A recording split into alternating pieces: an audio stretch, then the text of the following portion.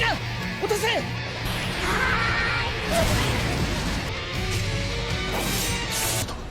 同等の威圧感だ。ただならぬ気配の正体はこいつか。騎士団長。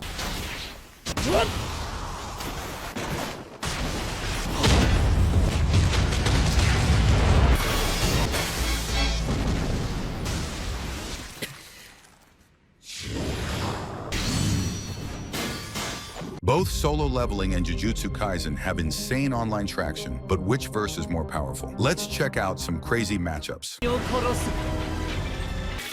続きを始めようか。不合どもでは相手にならないね。さらに早い。そう来るか。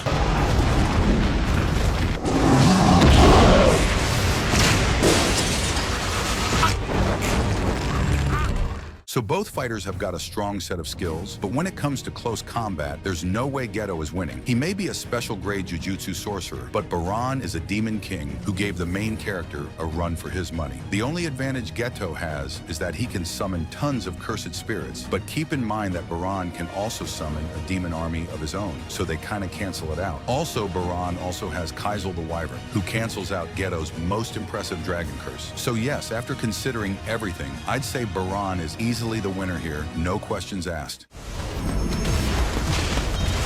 まずは翼を振られた。防がれた。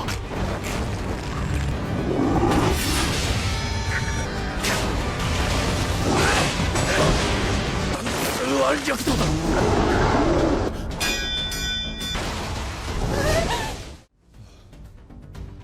それでは始めろ。言い切ってないぞ。化けの皮を剥いてやる。確かにこの人また笑った。攻撃が見えない。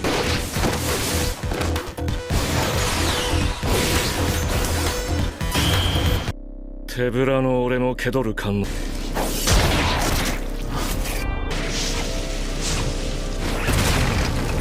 攻撃をかわせるだけで十分すごい。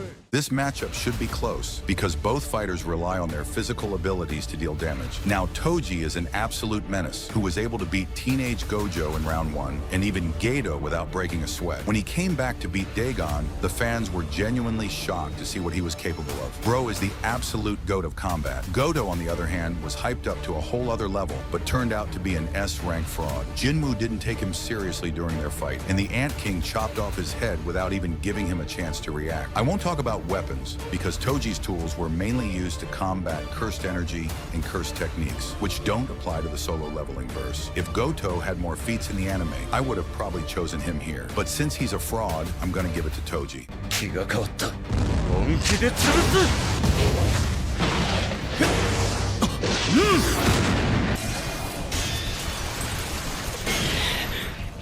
最高高度の交流だぞ。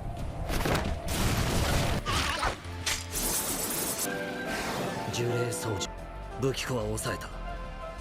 あとは物量でゴリ。こ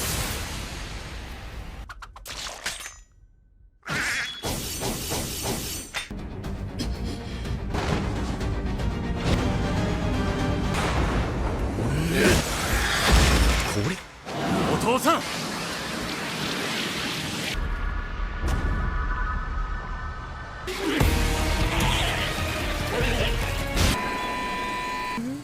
仕留め損なった。愚か者、反重力魔法、重力加速。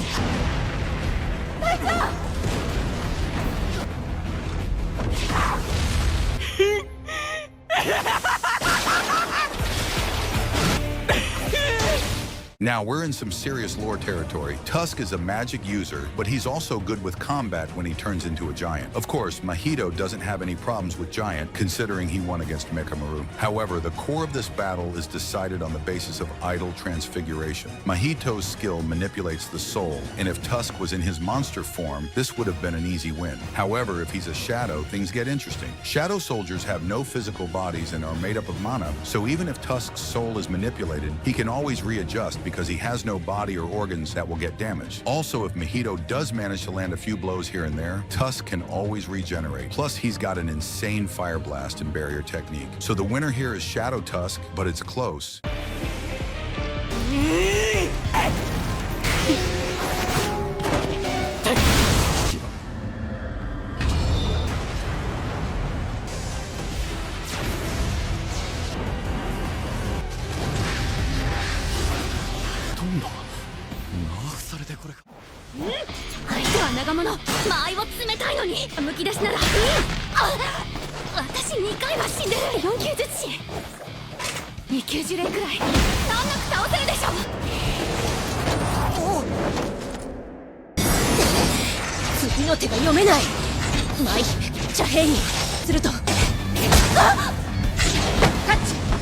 It's the battle of the baddies now, as we consider Maki against Cha Hyen. So it's pretty easy for Cha to win if she's fighting Longhair Maki, because there's no awakening for her. But once she gets the full use of her heavenly restriction, it's a whole other ballgame. Maki took down the entire Zenin clan, including all the high rankers, and she still had loads of strength to spare. Cha Hyen is an impressive and graceful hunter who definitely put up a good fight, as we've seen her do so in solo leveling. However, this is not a giant ant or a thief. Maki is considered to be on Toji's level, and if Toji can beat Goto, who's stronger than Cha, then the winner of this fight has to be Yuta's muscle mommy.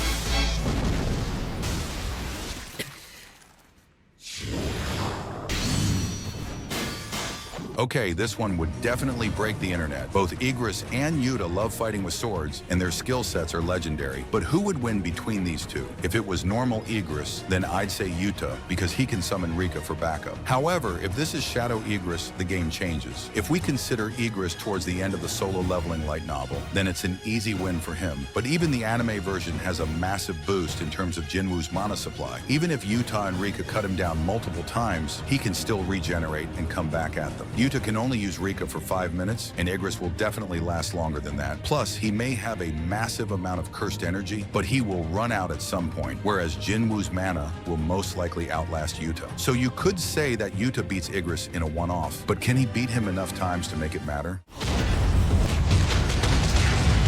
叶わないのならこちらは速度を上げて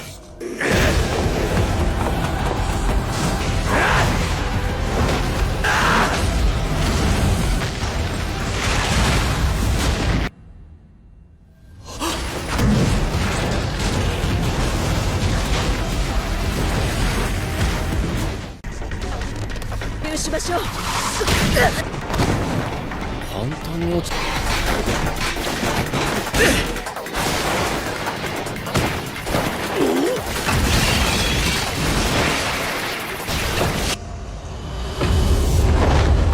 血が凍りそうな威圧感にこの匂いただのモンスターじゃない。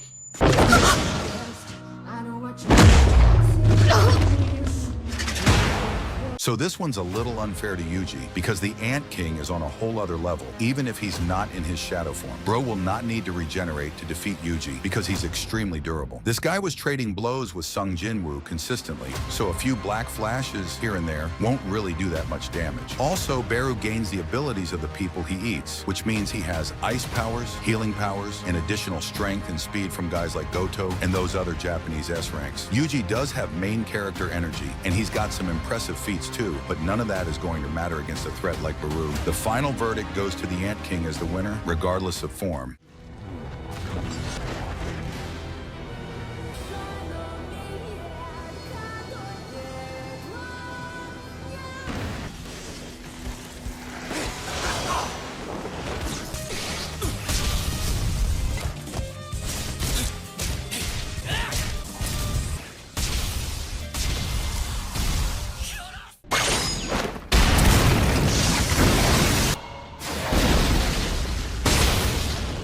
はい。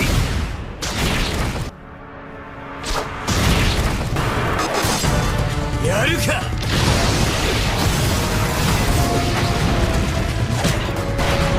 話さなめかい。話さなもの。何者か知らんけど、ここは許可なくぞ。何をした？しゃがると耳が痛い。ところで確認はできたか？なら会って聞け。ないか。Okay, this would be one heck of a fight, but the result wouldn't change either way. In the Jujutsu Kaisen anime, Sukuna is still at 15 fingers, so we're not considering a full power threat yet. So any one of the monarchs or the national level hunters would be able to take him down. I mean, the names speak for themselves. In the Shibuya incident, we could see that Sukuna was a city level threat with 15 fingers, but national level hunters are literally national level threats. They can rival a whole country. So, but that definition alone, the national level hunters would win in a 1 versus 1 against Sukuna. And don't even get me started on the monarchs. The anime hasn't covered them properly yet, so I don't want to spoil anything for you guys. As of now, the winners are from the solo leveling verse. 来た来た。出さないとな。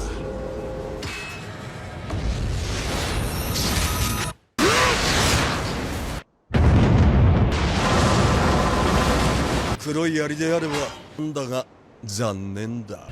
絶対に俺の家族に死んでも俺の目から逃れられない敗北だ。本当だ、混じってるよ。じゃ、10秒だ。大丈夫。僕最強だから。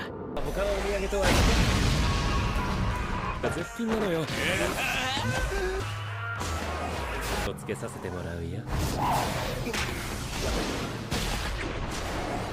ジンがそろそろかな。虫のくせに喋るんだな。鋭いような。なってしまった。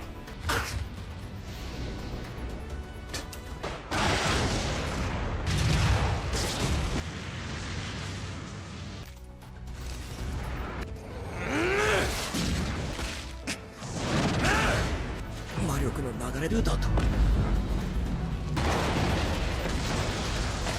Yes, the Big Daddy battle has finally arrived, and I'm sure fans of both solo leveling and Jujutsu Kaisen would love to see this animated. Sung Jinwoo and Satoru Gojo are the strongest characters of their respective verses, but when you pit them against each other, who would win? A lot of it boils down to their techniques and how they'd affect each other. When it comes to throwing hands, Gojo showed how much he loved thrashing Miguel, and Jinwoo's strength just keeps growing as he levels up. Now, Gojo's infinity would be a problem for Jinwoo to bypass, but this is where his shadow soldiers and ruler's authority come into the picture. He can summon a shadow from within Gojo's area, so that could be a bonus. He could also do a shadow exchange. But even if that doesn't work out, he has ruler's authority, which can cause spatial manipulation. This affects reality, so it could bypass infinity. If Jinwoo gets caught in Gojo's domain expansion, he has the blessing that makes him immune to abnormalities and debuffs, so the brain frying effect shouldn't work on him. Also, he can just do a shadow exchange if his soldiers are outside the domain. Jinwoo has a whole range of attacks and weapons that he can use, on top of a massive shadow army. So while the battle would be the stuff of legends,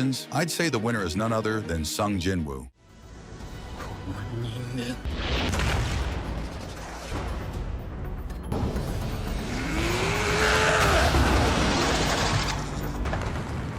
ここにいるモンスターをお前にと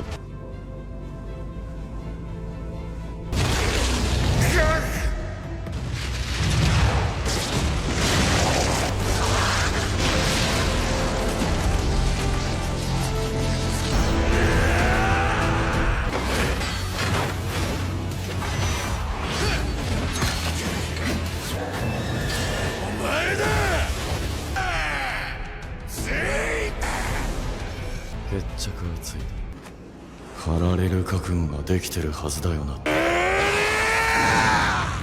あんたは強い。絶えずレベルアップしてる。その探検は浄土不可能にしてくれ。ど深く。